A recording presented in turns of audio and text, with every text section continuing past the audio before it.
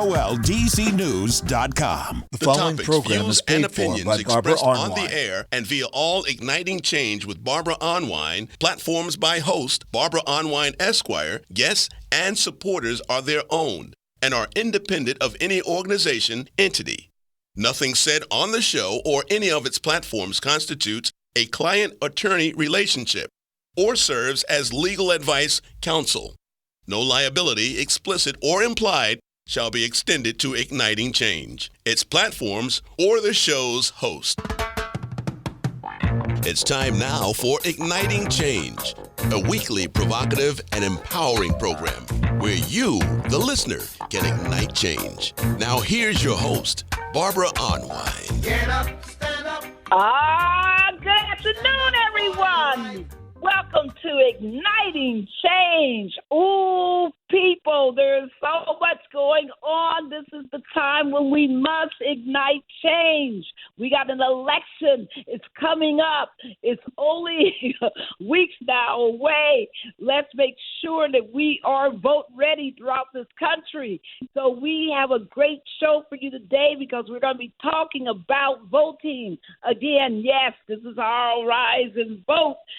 Episode 2, we're going to talk about the Duval County, Florida inactive list battle. We're going to talk about voter education with Gen Z, and we're going to talk about the September 28th Cincinnati voter activation coming up. Ooh, all day long. We're going to be in Cincinnati this Saturday. Get ready, people. Get ready.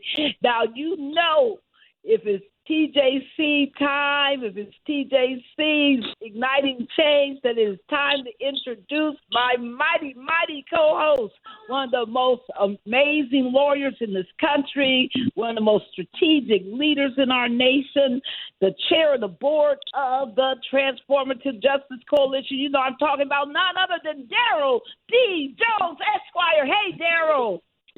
Hey, Barbara, it must be Tuesday. It must be noon Eastern Standard Time because we're talking about igniting change.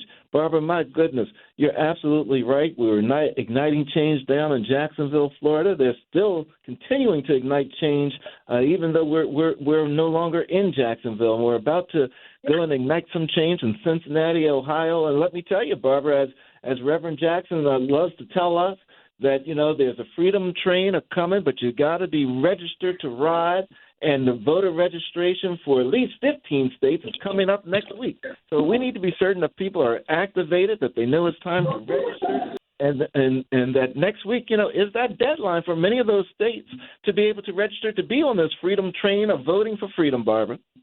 Absolutely. And listen to us, everybody. If you're in South Carolina, your voter registration date is October the 4th. If you are in Alaska, your voter registration date is October the 6th. If you're in Rhode Island, October the 6th. If you're in the following states, your voter registration date is October the 7th. Arizona, Arkansas, Florida, Georgia, Indiana, Kentucky, Mississippi, Ohio, Rhode Island, as I mentioned already, I'm going to bring back, it's on the 9th, and Tennessee and Texas all are on October the 7th. Again, Rhode Island, I've already mentioned, it's October 6th. And Missouri, you're October the 9th. Folks, get ready. Are you registered? Have you checked your voter registration to make sure it's still good? Folks, let's do it. It's time to be vote ready. With that said, let me bring on some of our amazing guests. We have with us today a number of just outstanding guests. They're going to be, we're really happy that you're going to have a lot of good exposure today of a lot of great minds and leaders around this country. And I'm so proud that we have a young leader who has joined us. She was just trained as part of the TJC, Transformative Justice Coalition's Gen Z and Young Millennial class of September 2024. She's an undergraduate student at Howard University, where she's an economics major. She will graduate May 2027. She's provided poll support and assistance in November 2020 at the Academy of Liberal Arts at Newton High School. I want to welcome to the show for her maiden appearance, Leila Diallo. Hi, Leila. everyone. It's good to see or talk to you. Good afternoon, everyone. Oh, we're so happy. We can't wait to talk, and you're going to love hearing all of our wonderful leaders who are on the show today. We have one of the most amazing strategic organizers. We worked with her before in 2023, turning out that amazing voter turnout in Ohio that passed, some really critical amendments. I am so happy to welcome one of the Divine Nine leaders, one of the community activists, one of the most strategic minds in the city of Cincinnati, none other than Karen Rumsey. Hi, Karen. Hello, Barbara. Hi, Daryl. Hello, everyone. All right now. We're so happy you're with us. And then I am just so happy to also introduce another amazing leader out of Cincinnati. She is the president of the National Pan-Hellenic Council of Greater Cincinnati.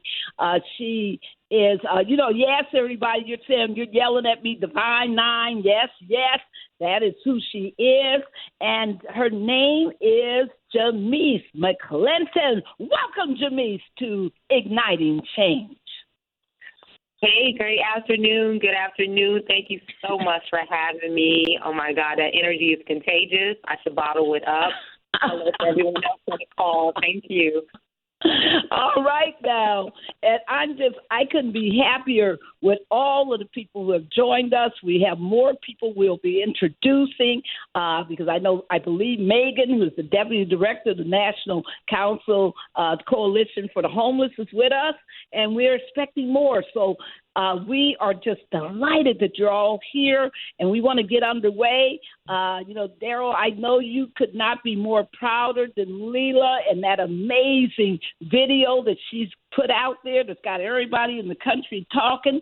Do you want to go ahead and ask our first question of Leila? Sure. Leila, welcome aboard. Welcome on this maiden voyage with Igniting Change. And I tell you, the video that you've put out, number one, how do people see the video that we're about to talk about? And number two, can you share with people what the video is about and what you did in that video and why? Yes, of course. Thank you, Daryl. So right now the video is up on Instagram and YouTube under the platform at The Local Griot. Griot is spelled Grio.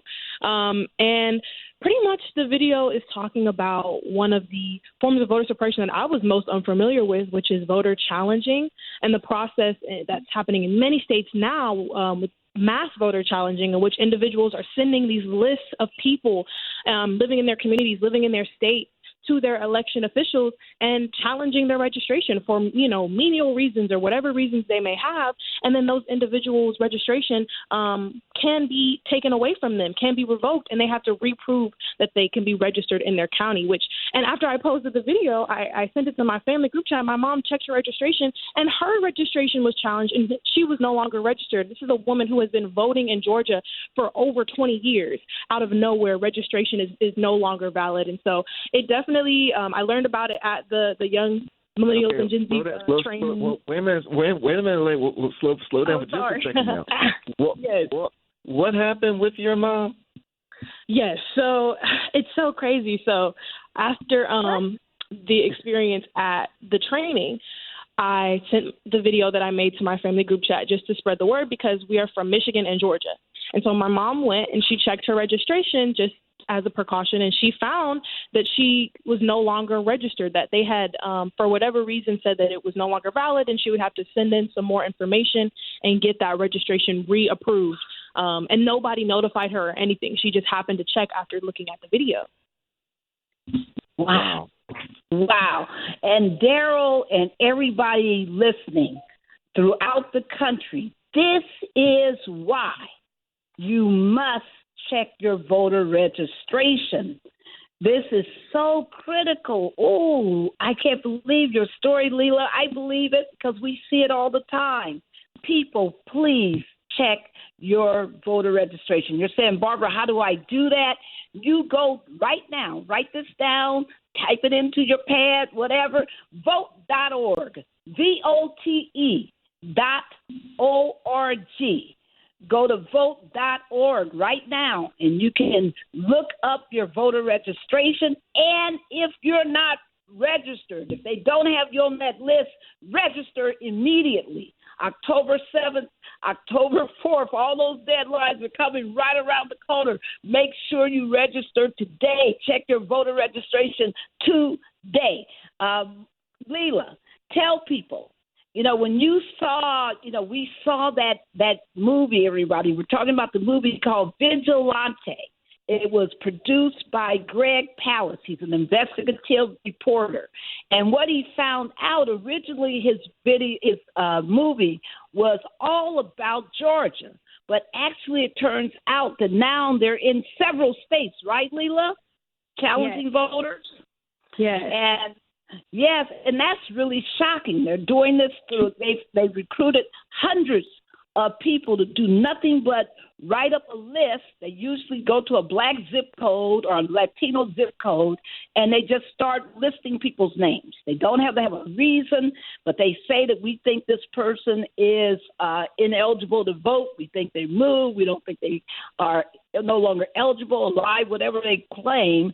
And as a result, they're moved from the active voter registration list and put into that questionable, inactive, or questionable category called challenged. And that is a problem. Tell people what you learned about voter challenges. What can people do if they have been challenged, Leila? Yes.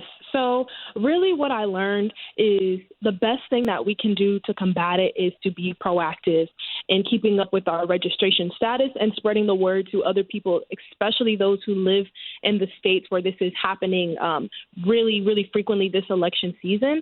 So that means checking your voter registration, every few weeks to make sure nothing's changed, sending it to family and friends who live in areas where this is becoming a problem, and making sure that your right to vote is not being threatened by individuals who are trying to sway an election in their favor, unlawfully and undemocratically. All right now. Leila, if I may, Barbara, Go ahead. when your mother found out, right, that and apparently she was living at the same address and everything for a number of years, is that right? Yes. And then, you post this on your Instagram, and she watches the reel, and she, says, oh, well, let me check. And when she discovers that she's no longer registered, what was her response? How did she respond? Honestly, I think she was angry above everything else. Because, like I said, she has been voting and living in the same place for years, for decades. And now, all of a sudden, just by chance of looking, she finds that she has been stripped of her right, her natural-born right that she has been practicing for so long by somebody that she doesn't even know. So I think what it was originally was anger, and then afterwards, I think it came the disappointment of the fact that this is, where I'm from Georgia, so it's like this is happening in our state. And, heard that she has to deal with this and that there are going to be others like her who don't just happen to check their registration status and aren't able to fix it in time and may lose their right to vote this election, which is devastating. Wow. Karen, I was going to ask you, Karen and Jaimyce, do you have any questions for this young, amazing voting rights advocate who has already created her own outreach video and is trying to educate people about these problems of people challenging voters for no other reason than politically to keep them from voting? Do you have any questions for Leila? Well, this is Karen. I do have, first of all, Leila, I would like to say you are amazing. Yes! And thank you for what you are doing. What my question is how do I encourage other young people your age, being an older woman myself, how do I encourage people? What do young people want to hear to get them encouraged to do what you're doing? Oh, well, thank you, Miss Karen. And honestly, I think from my experience, what I can say is just educating us. I feel like a lot of the younger generation, especially Gen Z in particular, we just don't know that there has been such a consistent effort and fight to strip that right from us. And once we discover that, once we learn that and realize that, it becomes all the